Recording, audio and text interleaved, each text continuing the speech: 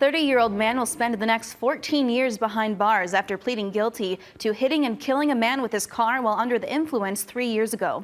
This man, Devontae Flynn, was charged with aggravated reckless driving. He was driving in the area of 9th Street and Harrison Avenue. Officers tried to pull him over, but he refused. Flint would later run through a red light and crash his car into Raymond Jackson, who was driving a truck at the time. He was taken to a hospital where he died of his injuries. Flint also pled guilty to several drug charges that happened in 2018.